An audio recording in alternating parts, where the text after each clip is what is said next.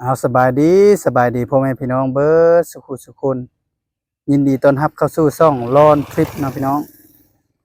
เอาคลิปนี้บอลอนอยู่ที่บ้านตาลเนาะนี่บ้านตาลเมืองตะแคกแขวงขม่วนไปคลิปนี้บอลอนจะพาไปเลาะเบิ่งเลาะชมบรรยากาศยามแรงเขตบ้านตาลแล้วก็บ้านเล่างัวบ้านหัวหน้าเนาะแล้วก็บ้านเล่างัว3บ้านเรียนกันเลยเนาะไปเลาะเบิ่งว่าเขตนี้นี่บรรยากาศจะเป็นอะไรเนาะนี่เงินสร้างบ้านซ่องการใช้ชีวิตกับเจ้าเนาะเป็นไปได้นี่อันนี้จะเป็นทางเข้าบ้านตาลซึ่งบ้านตาลนี่ก็อีกบุญก็จะมีบุญบังไฟพี่น้องเอ้ยเดือน6เนาะนี่ถือว่าเป็นบุญใหญ่ของบ้านเลยตอนนี้ก็ใกล้มาฮอดแล้วเนาะนี่โอ้ถ้าบุญย่ามบุญคนเต็มเลยพี่น้องเอ้ยแถวนี้ก็งานบุญประจำปีเนาะบุญบังไฟซึ่งหลายบ้านก็ได้จัดไปแล้วบุญบังไฟนี่เขตแถวเมืองหนองบกนี่ก็หลายบ้านเต็มแล้วเนาะส่วนเมืองท่าแขกก็ไกลเข้ามาแล้วพี่น้องเอ้ยหลังจากนั้นก็เขตบ้านถ้ำเนาะบ้านท่าแค่นี่บุญบังไฟนี่แล้วก็บ้านตาลนี้นี่อันนี้จะเป็นเส้นทางท่าใจกลางบ้านเนาะกะบ้านนี่ก็จะย่าวไปเบื้องพี่น้องย่าวไปเบื้องขวาพี่ละขวามือพี่เส้นนี้จะแม่นแบบเป็นแบบแคมบ้านเนาะบ่แม่นผ้าใจกลางเส้นทางกะบ้านนี่สิย่าวเหยียดไปแบบนี้นี่ไปเบื้องขวามือพี่แหละมาทางนี้ก็จะเป็นทุ่งหน้านี่แนมเห็นบ้านถ้ำเลยพี่น้องเลยแค่นี้เราก็เลาะไปนี่อันนี้จะเป็นทางเข้าวัดนะนี่อันนี้จะเป็นทางเข้าไปในบ้านแล้วก็เข้าไปวัดเลาะไปเรื่อยๆเนาะ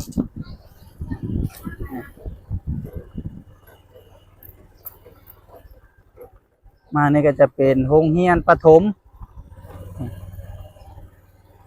แถวนี้สังเกตเห็นว่ามีต่างประเทศมาเศร้าเฮือนนะพี่น้องเอ้ยข้าเจ้ามักแถวนี้เสยปกตินี่ข้าเจ้าสิอยู่แถวเขตในเมืองท่าแขกพุ่นเนาะข้าเจ้าเศร้าเฮือนในต่างประเทศนี่อยู่หมู่บ้านสไตล์แบบนี้ส่วนหลายบ่สู้เห็นถือว่าบ้านนี้มีเดี๋ยวจะพาไปเบิ่งเฮือนต่างประเทศเศร้าเนาะบ่ฮู้ว่าข้าเจ้าแบ่งเขตระหว่างบ้านตาลกับบ้านหัวหน้าในเขตใดเนาะน่าจะแถวๆนี้แหละเนาะสุดบ้านตาลนี่ต่อไปก็จะเป็นบ้านหัวหน้ากับเขตโรงเรียนหัวหน้าแหละเนาะน่าจะแม่นแถวนั้นนี่พี่น้องนี่เงินฝรั่งเศร้าจะหลังนี่เนาะนี่หลังนี่สังเกตเห็นเป็นป้ายเป็นอย่างนั้นนี่จะมีต่างประเทศหรือว่าฝรั่งมาเศร้าเนาะเงินหลัง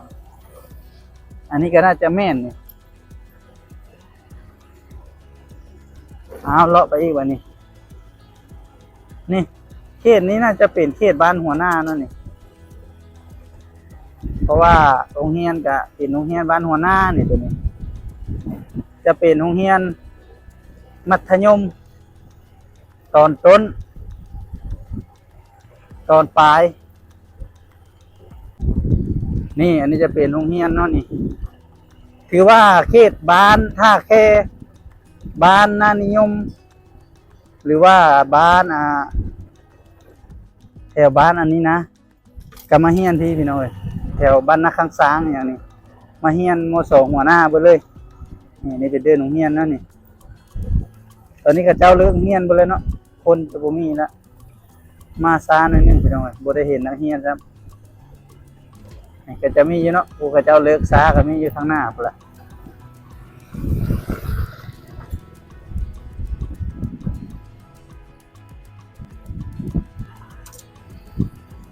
นี่มาเลาะเบิ่งเขตบ้านหัวหน้าเนาะบัดนี้ เงินมีแต่หลังงามๆเลยพี่น้องบ้านหัวหน้านี่แถวนี้ก็เป็นซุ้มส้นใหญ่เลยพี่น้องห้านขายเครื่องอย่างกระลายเนาะ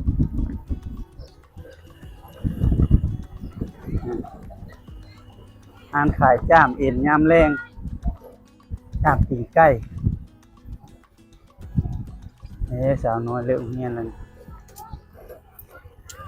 โอ้เมื่อค่ำเนาะ สาวน้อยพี่น้องสาวโมดต้นนี่เอาเลาะไปนี่เขตบ้านนี่กันในบ้านก็จะเข้าไปทางนี้นะพี่น้องนี่จะเป็นทางเข้าวัดเนาะนี่เลาะเลียบไปยาวเข้าไปเนาะเลาะมาเรื่อยๆโอ้ยนี่มีงานเนาะงานอย่างน้อยน่าจะเป็นงานโด่งคนตายโอ้น่าจะเป็นงานศพพี่น้องเอาเลาะไปอีกเนาะ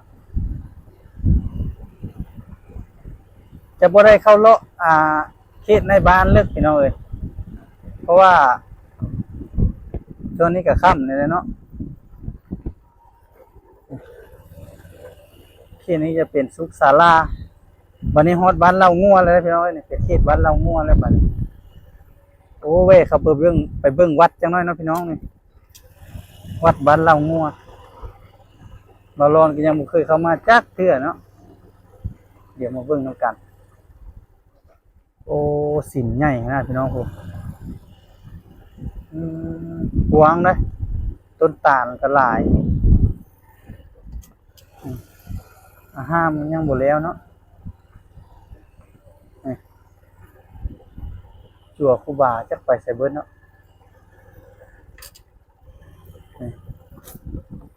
โอ้เป็นอาหารทางเลยจั่วน่าจะบ่หลายเนาะจั่วครูบาอันนี้เป็นน้ำสร้างแบบคุดเอาเนาะนี่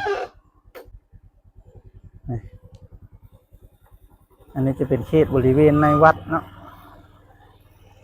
เอาเลาะไปโต้พี่น้อง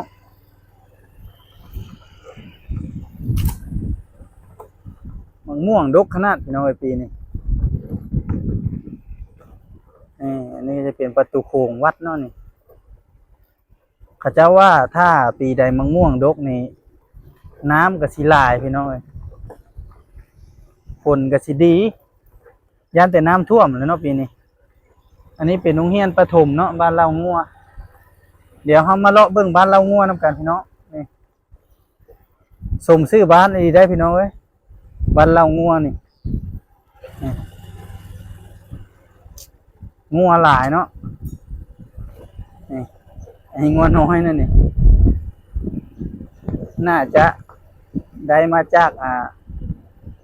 การที่ว่าบ้านนี้เขาเจ้าเลี้ยงงัวหลายเนาะจึงได้ชื่อบ้านว่าบ้านเรางัวนี่งัวควายหลายก็ดีพี่น้องเอ้ยเวลายามเจ็บเป็นกันเนาะเอาบ่มีเงินก็ขายงัวขายควายแล้วเส้นทางก็เป็นทางแดงพี่น้องกะย่ามฝนกะเส้นทางกะใช้ปกติบ่ได้เปื้อนปานใดเนาะบ่ได้เป็นปุ่มปานใดเพราะว่ามันเป็นทางดินแดงทางดินมะค่อม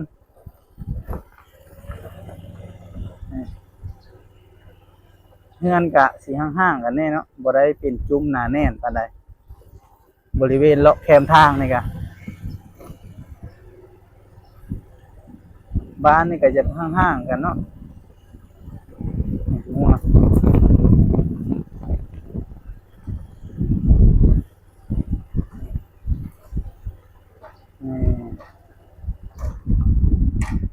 จะมีซอยเล็กซอยน้อยเนาะนี่ลงไปวิวนี่คือว่าคักอยู่ได้พี่น้องเลยนี่บรรยากาศแบบนี้ก็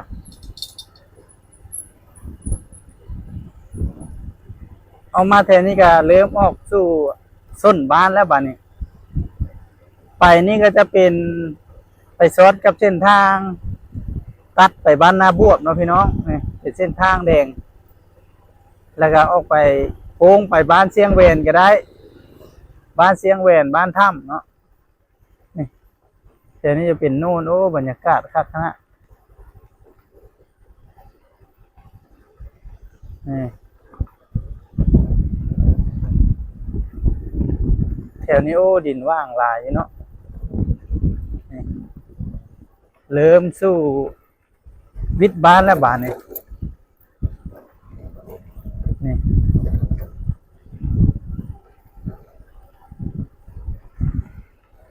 โอเคนี่บ้านนี้เพราะเส้นทางลัดไปบ้านนาบวบแล้ว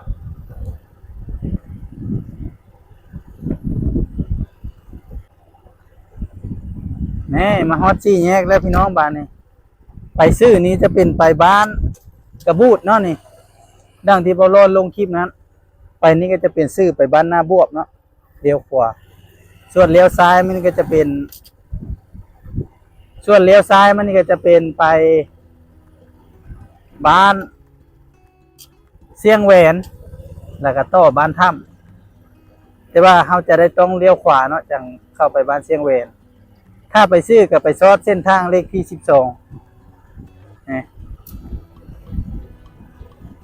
ทางนี้ก็ถือว่าสะดวกสบายอยู่เนาะถ้าอยากลัดไปบ้านนาบวบก็ใส่ได้อยู่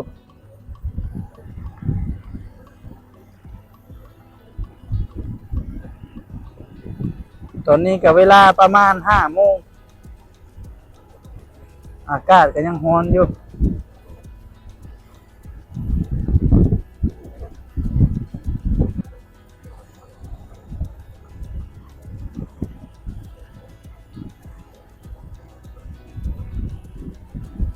แถวนี้ก็จะเป็นส้นของทางบ้านเล่างัวพี่น้องเอ้ย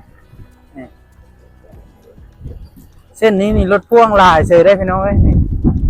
เพราะว่าเขาเจ้าเที่ยวลัดไปบ้านนาบวบเลยรถใหญ่ๆแบบนี้เนาะในทางหน้าเลย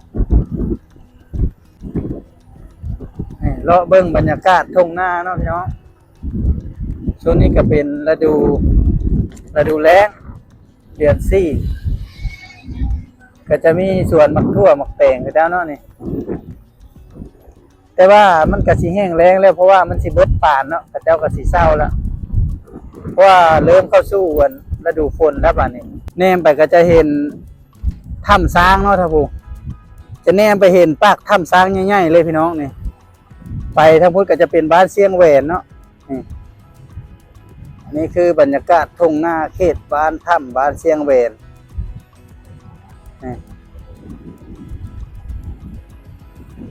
ประมาณนี้เนาะพี่น้องบรรยากาศยามแรง